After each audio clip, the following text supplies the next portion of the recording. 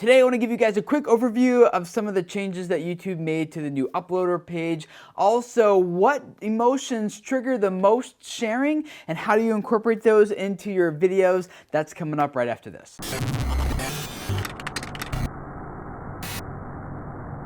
Hey guys, my name is Tim Schmoyer and it is Tuesday, which means like every Tuesday, it is time to take a look at some online video news and talk about the implications it has for us as creators. And one of the big updates, maybe you guys noticed that when you upload a video to YouTube now, the whole page there kind of looks a little different. Now, most of it is basically the same like features and everything, but they moved some things around and it's one of those that I find most annoying actually is now that blue button up on the top is no longer like the Save Changes button. It is now the Publish button, which means that if you are uploading and you want to make some changes, like I'm used to just kind of clicking on the Save button, so out of habit, I go and click it and instead it publishes it and then I can't make any more changes to it, at least not in that window. I have to open up my video manager in a new tab, then click Edit next to it, and then I can continue to work on it while it edits. So just be aware that now publishes it or sets the video to whatever state you have it set to, you know, whether it's like unlisted or scheduled or public or private.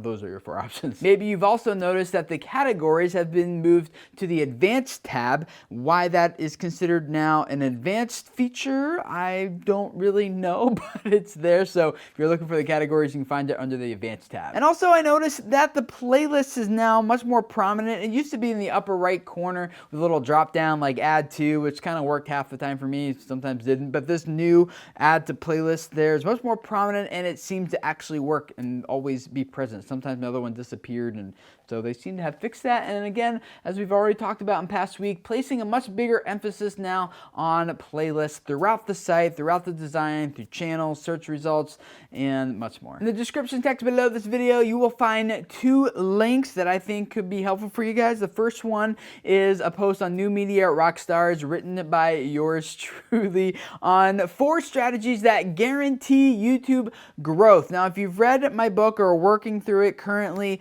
30 Days to a Better YouTube Channel, what I basically did is I took kind of like a high level approach, like what are those 4 big strategies that we're talking about in that book, and I kind of made them into the analogy of a restaurant. And you know, just like restaurant chefs focus mostly on the videos they make and kind of don't pay much attention to the entire restaurant experience, I think that's what a lot of creators do. Like we really focus in on like how to make really good videos and kind of forget what the whole channel experience is like. And you obviously need really good food or really good videos to make a good restaurant / channel, but it also takes a lot more than that. It doesn't matter how good your food is if the restaurant ambiance is really bad and the experience is terrible and the food is late and it's just like really, you know, really bad. Like that's going to be a really hard restaurant to make it like successful for people to want to keep coming back more and more and more. And same as a YouTube channel, like the experience actually needs to be really good for people to want to keep coming back more and more and more for videos. And so there's a lot of things that go into it. So if you kind of want like a high level overview of the 4 questions that you need to ask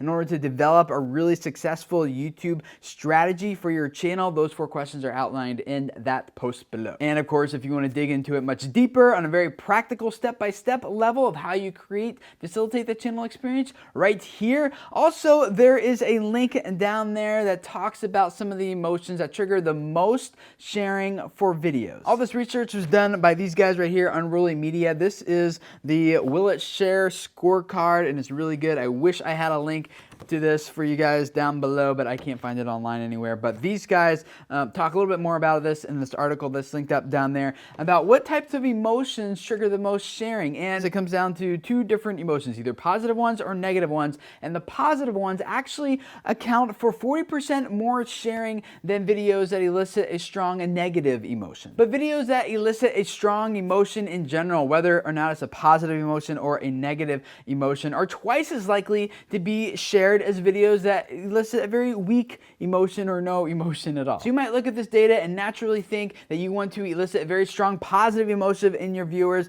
and the best 2 are exhilaration or hilarity. But here's the thing, Unruly found that 80% of videos that do elicit strong positive emotions do not do so strong enough to actually prompt sharing. So they said it's actually a safer bet to go with more educational style stuff, you know, about nature or the weather. The article also talks about how important important it is to know who your target audience is, because like a 28-year-old female will have a different emotional response to a video than like a 12-year-old male. I know that's kind of obvious, but sometimes we forget that type of stuff. So knowing who you want to share your video is actually really important. It's also important to not make your video too long. Now, they said that it's really hard to do like an Instagram or Vine style video where you only have a few seconds, because it takes a lot longer to arouse enough emotion that will elicit and prompt sharing. They said you probably need about 2.5 to 3 minutes. If it starts taking longer than 3 minutes, they say people start to lose interest and you've kind of missed the peak for like the most prime opportunity to elicit emotion that will trigger sharing. If you want to dig into it a little bit more, check out the link in the description text below. But I would love to hear from you guys about what tips and advice you guys have for getting people to share your videos with their friends. All that below, and the rest of you guys, if that's something you are interested in, make sure you go